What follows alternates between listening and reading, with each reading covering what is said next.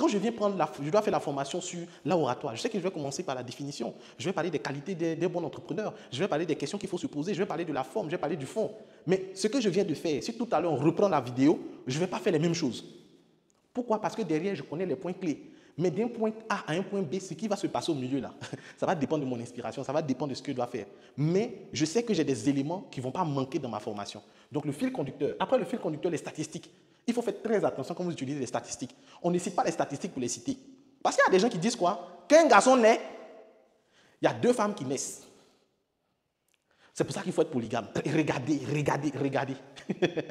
Qu'un garçon naît, il y a 2 femmes qui naissent. Donc si chaque garçon marie une femme, il y a des femmes qui vont rester célibataires. Conclusion, vive la polygamie. Est-ce que vous trouvez ça sensé? Tu as pris ces statistiques-là où? Depuis quand qu'un garçon naît, 2 femmes naissent. Tu as pris ces statistiques où? Non, nous remarquons qu'aujourd'hui, 80% de la jeunesse est au chômage. Tu as pris ces statistiques-là où? Tu as pris ça où? Il y a un jeune qui était comme ça, lors de sa soutenance en médecine, ils l'ont recalé. Ils l'ont recalé pourquoi? Parce qu'il est venu donner une fausse statistique. Et les membres du jury ont dit, s'il s'est trompé sur les statistiques, il peut se tromper sur la posologie des médicaments. Donc, il peut tuer quelqu'un. Donc, rien qu'à cause des statistiques, il a repris son année. On avait un professeur d'histoire géo quand j'étais en première. Lorsqu'on était en première, on faisait les dissertations en géographie. Il faut situer le pays en question, en position géographique. Donc, quand tu dis que, par exemple, la Côte d'Ivoire est située sur le parallèle nord, tu donnes des références. Dès que tu te trompes des différentes références de parallèles, de situations géographiques, il dit que ce n'est plus de la Côte d'Ivoire que tu parles, il te donne 0. Depuis ton introduction, dès que tu te trompes du référencement, on trouvait qu'il était méchant. Mais aujourd'hui, on le comprend parce qu'effectivement, tu ne parles plus de la Côte d'Ivoire. Puisque les références que tu donnes, ce n'est plus la Côte d'Ivoire. Donc, on ne joue pas avec les statistiques. Si tu as donné ton numéro de téléphone, au lieu de 2, la personne a mis 1. Tu vas voir ce qu'il avait. Tu donnes l'argent sans faire dépôt, au lieu de 2, la personne a mis 1. Tu vas voir où l'argent va partir.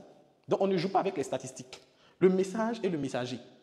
Vous pouvez avoir un bon message, mais vous n'êtes pas le bon messager. Pour la simple raison que vous ne maîtrisez pas votre sujet. Pour la simple raison que vous ne faites pas ce que vous dites. Vous devez comprendre quelque chose d'important. Lorsqu'on prend la parole en public, il doit y avoir une adéquation entre ce qu'on dit et ce qu'on fait. Ce qu'on dit et ce qu'on fait. Monsieur Lou ne va pas venir dire aux gens, il faut bosser, il faut veiller pour réussir. Et puis lui-même, il dort. Et beaucoup de chefs d'entreprise n'ont pas le courage de crier sur les employés, de parler sur les employés qui viennent en retard, parce qu'eux-mêmes, ils viennent en retard. C'est comme ça.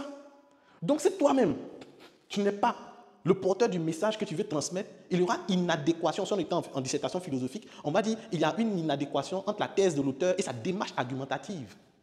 C'est de ça qu'il s'agit. Donc, si ce que tu dis et ce que tu fais, il n'y a pas une cohérence, il n'y a pas une corrélation, ce qui implique directement que les gens ne vont pas te suivre. Tu dis aujourd'hui, on va faire une conférence, comment devenir le millionnaire de sa famille. Et on voit le conférencier lui-même, il est en train de monter dans le bac, il est là, et puis il bloque comme ça, il bloque, il dit non, ma monnaie, donne ma monnaie. Tu vois? Il y a d'autres aussi qui montent dans les bacs ici en Côte d'Ivoire, et puis il dit à l'apprenti, donne ma monnaie, tu sais qui je suis, tu sais qui je suis. Bon, tu réclames 100 francs, et puis tu menaces que toi tu es quelqu'un, tu es une autorité du pays, mais tu ne laisses pas 100 francs comme monnaie. Non, tu vois, le message que tu portes, et puis le messager que tu es, ça ne colle pas. Le storytelling, c'est une technique qui permet de raconter une histoire pour faire passer un message. Donc, storytelling, il y a story qui signifie histoire, telling qui vient du verbe to tell qui signifie raconter. Donc, comment est-ce que tu racontes l'histoire de ton produit, l'histoire de ton service? Il ne s'agit pas de venir raconter ta vie. Non, je marchais, et puis j'ai senti odeur de riz gras, ou bien je marchais, et puis j'ai vu un jeune entrer faire son live, et puis j'ai dit, et si moi-même je me lançais dans les lives aussi? C'est comme ça que j'ai eu l'idée de lancer dans les lives. Et quand j'ai commencé à... Frère, on dit, il faut abréger.